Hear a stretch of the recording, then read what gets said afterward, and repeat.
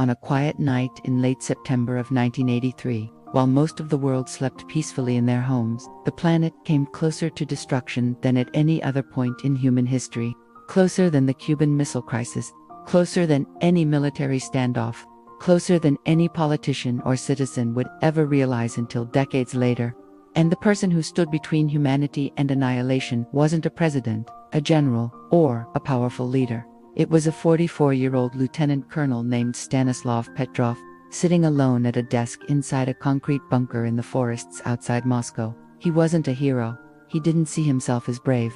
But that night, through a single decision made in seconds, he saved every life on Earth. This is the story of the man who stopped the end of the world. The bunker at Serpaka 15 was buried deep underground, sealed behind blast doors and layers of steel. It was designed to remain functional, even if nuclear fire reigned above it. The air inside always smelled of metal, dust, and old electronics. A hum came from the rows of machines monitoring the sky, constantly searching for the heat signature of missile launches from the United States. It was past midnight, a slow hour, the kind of hour when fatigue creeps in and the mind wanders if you let it. Petrov wasn't even supposed to be there that night. He had taken another officer's shift, just a routine assignment, he thought. He sat in front of the Oko satellite early warning system, the most advanced Soviet technology at the time. His job was brutally simple. If the system detected a missile launch from the United States, he had minutes, maybe seconds, to confirm it and immediately report it.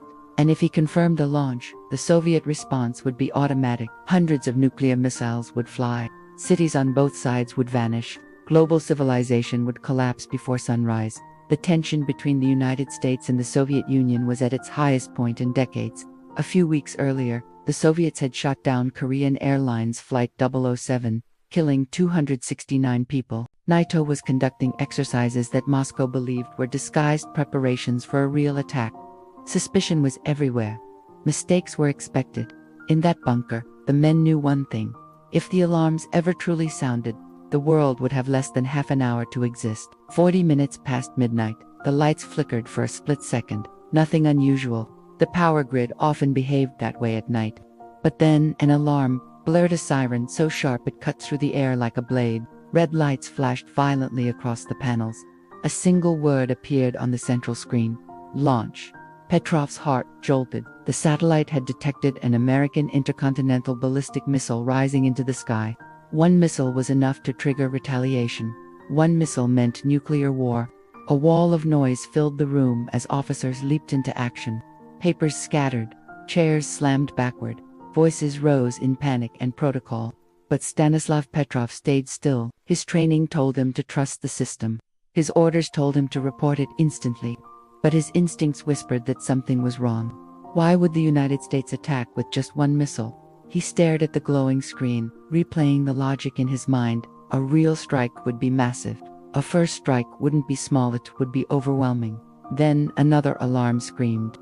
2 missiles, then 3, 4, 5. 5 American missiles headed toward the Soviet Union. The room fell into an eerie, suffocating quiet. 5 missiles meant a coordinated attack. 5 missiles meant the beginning of nuclear war. 5 missiles meant the machines believed everything was real. Operators recited confirmations, trajectory verified, heat signatures locked, impact estimated within minutes. The Soviet military protocol was clear. If you see missiles, you report missiles. You do not question the system. But Petrov was not the kind of man who let machines think for him. He felt sweat on his palms. He felt the pressure of every life on the planet resting in the space between one heartbeat and the next. He knew he had seconds to act, seconds to decide whether to initiate retaliation or to hold back and risk the possibility that the missiles were real. If he hesitated and the attack was real, millions would die. If he followed procedure and it was a false alarm, millions would still die. He thought about his wife. He thought about his children. He thought about the world outside the bunker, utterly unaware that its fate was being decided by one exhausted man staring at a blinking red screen. And then, with a calm that would later feel unreal, Petrov made his choice. He picked up the phone to the Soviet command. The officer on the other end waited for his declaration, confirmation that would unleash the largest arsenal of nuclear weapons in history. Stanislav Petrov swallowed hard and said, "It's a false alarm." The room behind him froze.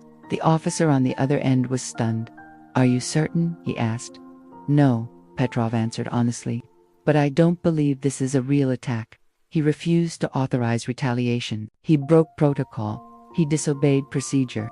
He trusted his intuition rather than the satellite system designed by the Soviet Union's best scientists. And now he could only wait. The next minutes were the longest of his life. If he was wrong, nuclear explosions would hit Soviet cities at any moment. If he was right, the world would continue turning, unaware of how close it had come to annihilation. 5 minutes passed, then 7, then 10. No missiles appeared on ground radar. No explosions were detected. No cities vanished. The truth emerged. The satellite system had mistaken sunlight reflecting off high-altitude clouds for missile launches. A glitch, a coincidence, a technological illusion. Because of that error, the world had nearly ended. Because of one man, it didn't. And yet Stanislav Petrov was not celebrated. There was no medal, no ceremony, no promotion. The incident was classified. His superiors scolded him for not following protocol. His career never recovered. He struggled emotionally. He grew distant. His wife became ill, and he dedicated himself to taking care of her until she passed away. For years, he lived quietly in a modest apartment outside Moscow, repairing household appliances to make ends meet. He rarely spoke about that night. No one knew the truth. Finally, after the Soviet Union collapsed, the story reached the world. Journalists called him a hero. Historians called him the man who saved civilization. Awards came from abroad, not from his own nation. Petrov accepted them politely, sometimes with a shy smile, always with modesty. He said the same thing every time someone called him a hero. I was just doing my job, but that wasn't true. His job was to follow orders. His job was to trust the machines. His job was to act without hesitation. He didn't do that. He made a human decision in an inhuman moment. He trusted his own mind over the system, and by doing so, he kept the world alive. Petrov died quietly in 2017, alone in his apartment. The world barely noticed. No major headlines, no state funerals, no global tributes, but millions of people who never knew his name are alive today because, for a few critical minutes in 1983, one man listened to his conscience instead of a machine. He saved the world not with weapons, but with judgment. Not with power, but with clarity. Not with aggression, but with restraint. In an age defined by noise, he chose silence. In a time of fear, he chose reason. And in humanity's most dangerous moment, he chose to believe that the world didn't have to end that night. Some heroes fight on battlefields, some wear medals, some command armies, but sometimes, the greatest hero is the one who refuses to start a war. Thank you for watching, and if you found this story as powerful as I did, please consider subscribing for more incredible stories from history.